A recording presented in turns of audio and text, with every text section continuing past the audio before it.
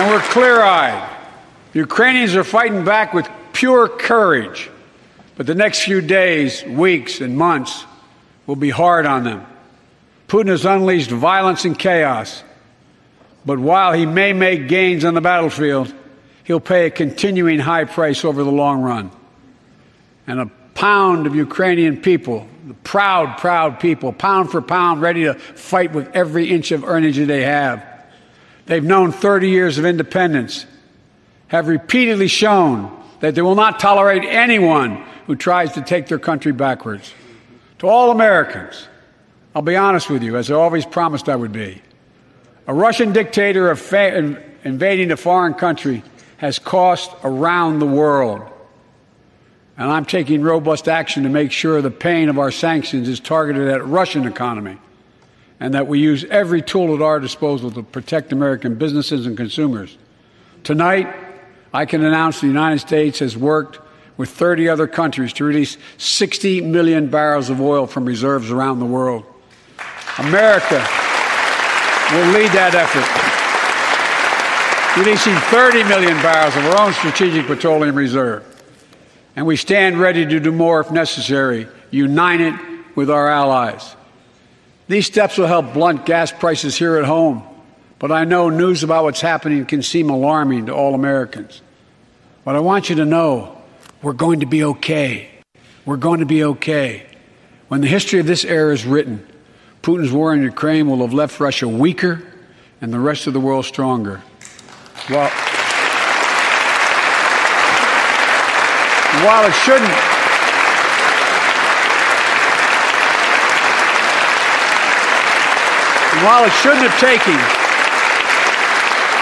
shouldn't have taken something so terrible for people around the world to see what's at stake, now everyone sees it clearly. We see the unity among leaders of nations, a more unified Europe, a more unified West. We see unity among the people who are gathering in cities and large crowds around the world, even in Russia, to demonstrate their support for the people of Ukraine. In the battle between democracy and autocracies, democracies are rising to the moment, and the world is clearly choosing the side of peace and security. This is the real test, and it's going to take time. So let us continue to draw inspiration from the iron will of the Ukrainian people. To our fellow Ukrainian Americans who forged the deep bond that connects our two nations, we stand with you. We stand with you. Putin may circle Kyiv with tanks, but he'll never gain the hearts and souls of the Iranian people. He'll never extinguish their love of freedom, and he will never weaken the resolve of the free world.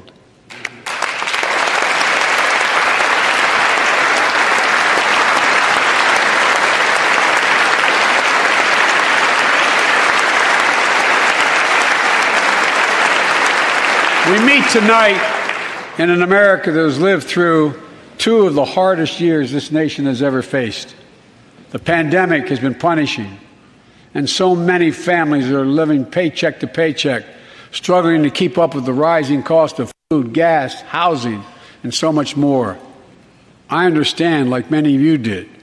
My dad had to leave his home in Scranton, Pennsylvania to find work. So like many of you, I grew up in a family when the price of food went up, it was felt throughout the family. It had an impact. That's when one of the first things I did as president was fight to pass the American Rescue Plan. Because people were hurting. We needed to act, and we did. Few pieces of legislation have done more at a critical moment in our history to lift us out of a crisis. It fueled our efforts to vaccinate the nation and combat COVID-19. Delivered immediate economic relief to tens of millions of Americans. It helped put food on the table. Remember those long lines of cars waiting for hours just to get a box of food put in their trunk. It cut the cost of health care insurance. And as my dad used to say, it gave the people just a little bit of breathing room. Unlike the $2 trillion tax cut passed in the previous administration that benefited the top 1% of Americans, the American Rescue Plan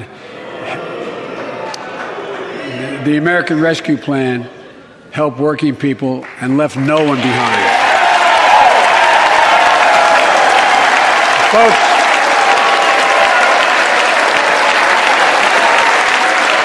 And it worked. It worked.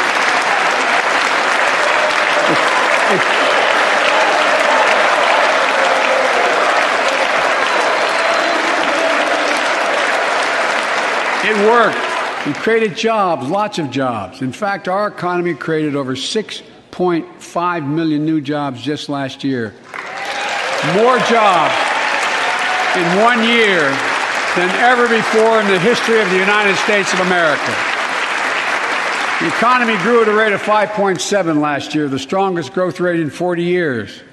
And the first step in bringing fundamental change to our economy that hasn't worked for working people in this nation for too long. For the past 40 years, we were told that tax break for those at the top and benefits would trickle down and everyone would benefit. But that trickle-down theory led to a weaker economic growth, lower wages, bigger deficits, and a widening gap between the top and everyone else. And